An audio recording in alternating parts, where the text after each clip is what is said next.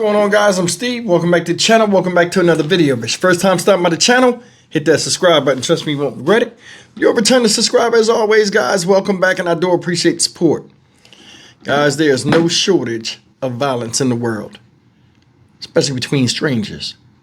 But what's crazy is the increasing spike in violence between family members, namely children and their parents.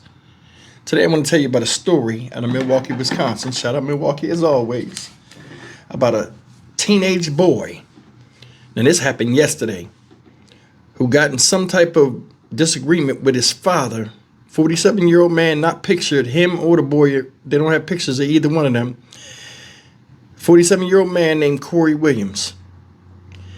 Now, they got into an argument, and this teenage boy, who was his son, shot him 10 times. Fatally shot him at that.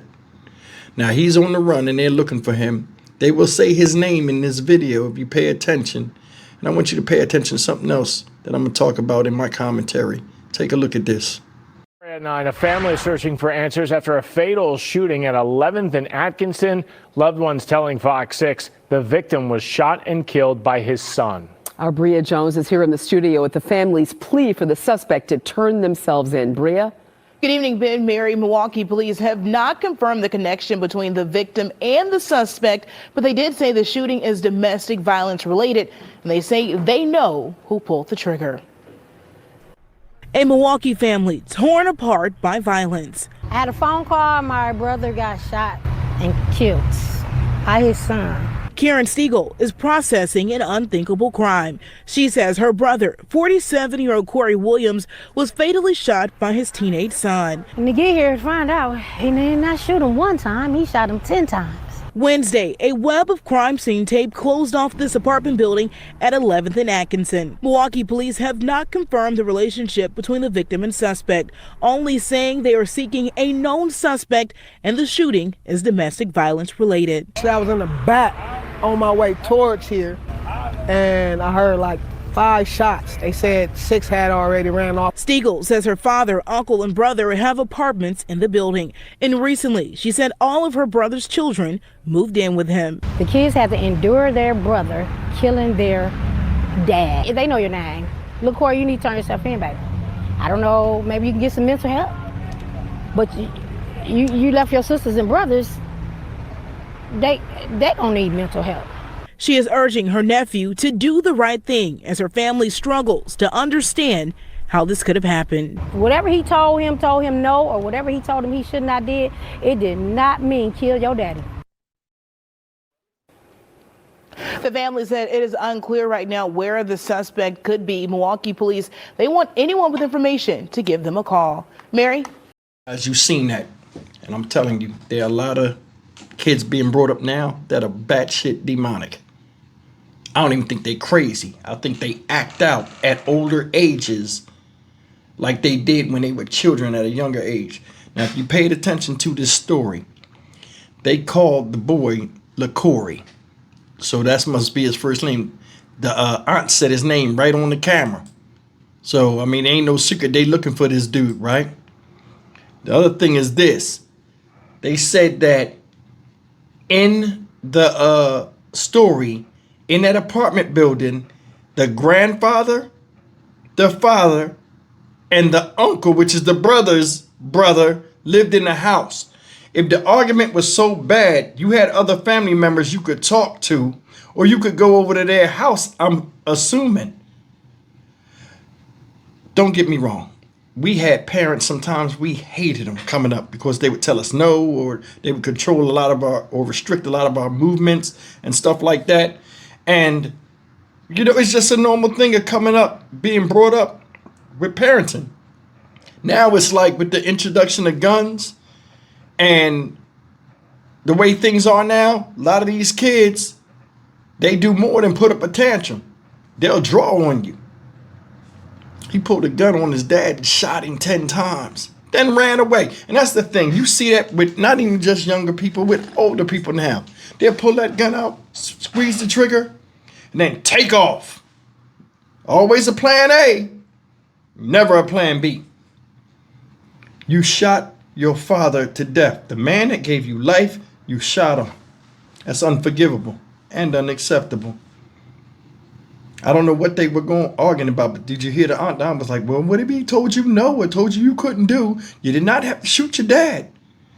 This is one of them stories where when somebody hears it, they immediately, because most people with common sense cannot conceive killing your mother or father.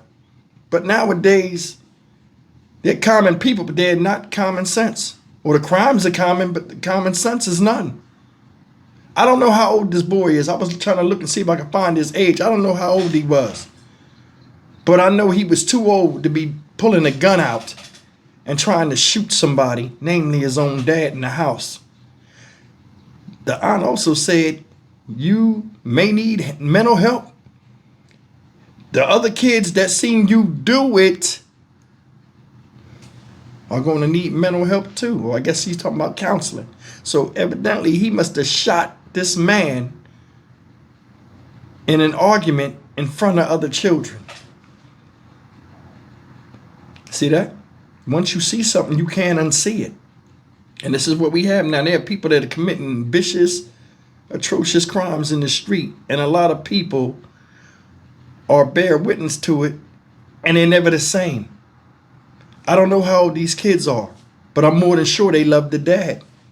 And I'm more than sure this guy loved his dad, but for some odd reason, these people nowadays, whether they're young or not, they get mad, see red, that means you dead. I don't care what it was going on, because I mean, it was times I hated my granddad for just some of the stuff he wouldn't let me do, but it was stuff that kept me alive, and it kept me on the straight path. See, you live with your parents for a reason. Because you're not ready to get on your own. You know what I'm saying? And when you turn 18, that's the age of getting some type of freedom and independence. Some people don't make it that far. Everybody wants something now. And they'll do whatever they can to achieve it. I don't know what this was about.